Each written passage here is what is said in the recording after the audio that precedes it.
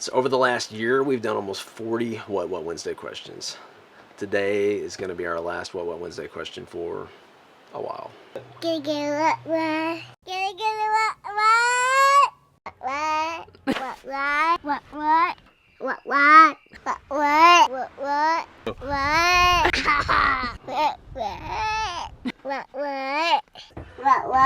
So we're not going to quit reading comments. We're not going to quit answering questions. We're not going to quit Q&As. We're not going to quit vlogging.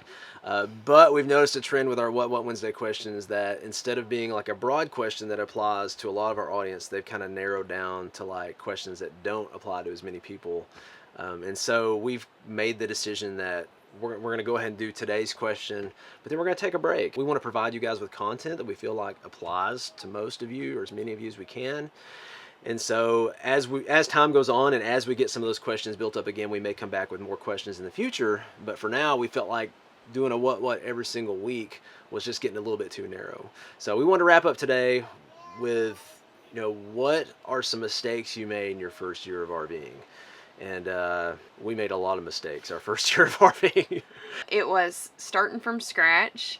It was a learning curve, and we made quite a few mistakes, but that's okay. We learned from them. Right off the bat, our very first decision, I hate to say mistakes. They're learning opportunities, or however you want to look at it.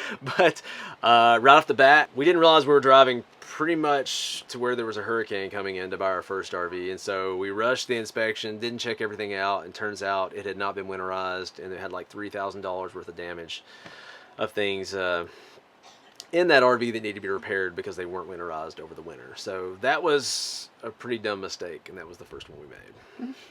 First learning experience we had. After outrunning the hurricane, we tried to find a campground to stay at, and apparently we didn't realize that it was a holiday weekend.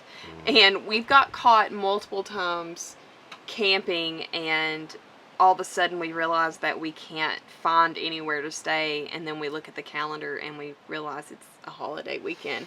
So we've had to start making it more of an effort to put down holidays in our calendar, because when you get traveling, sometimes you lose track of even what day of the week it is. Most of the time we have no idea. We don't know it's Friday until we're like, why are all these people showing up around us in the RV sites? And like, oh, it's Friday. Yeah. So sometimes you have these long weekends kind of sneak up on you, and then we have trouble finding spots.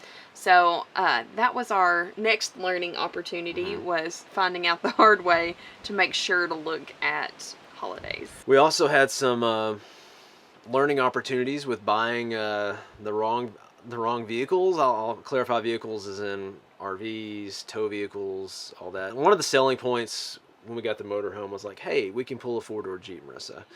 And she was all about that. So we swapped from our fifth wheel to the motorhome. I went and got a four-door Jeep. What I didn't realize was that you can tow a four-door Jeep four down unless it's two-wheel drive and automatic, which, how many two-wheel drive automatic Jeeps are there out there? Answer, not many, but I found one of them. And so I bought it, and turns out we actually even had all the tow stuff installed and hooked up on it, paid all that money to get that done, and did not realize it couldn't be pulled four down until after that. So not only did I spend the money on the vehicle itself, I spent the money on getting everything installed. I learned this now, but to pull behind a motorhome, if you Google Remco towing, it'll give you an idea of what can be towed, what can't be towed, or maybe it can be towed with something that cools the transmission, all that kind of stuff. And you always want to double check your owner's manual, which is what I checked, and that's how I found out ours couldn't be towed. But I waited too long to do that. So, we've made a lot of mistakes with buying stuff. Luckily, we also made some good decisions with buying things too, as far as getting a good deal, so that's kind of balanced out some of this other stuff. And lastly, if there was one thing I had to recommend to somebody who was starting out on their RV journey, something I wish we would have known and done from the beginning, was get connected.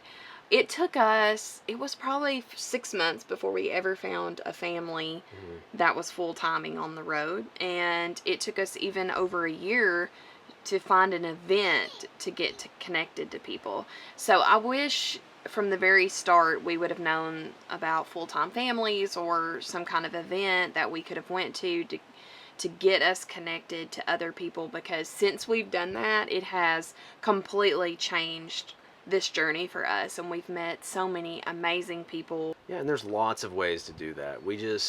I think we thought that, hey, we'll just travel and we'll run into people, but it just doesn't work like that. It's, especially our age, there's not as many out there, and so the likelihood you're going to run into somebody your age with kids, your kids' age, I mean, it's tough.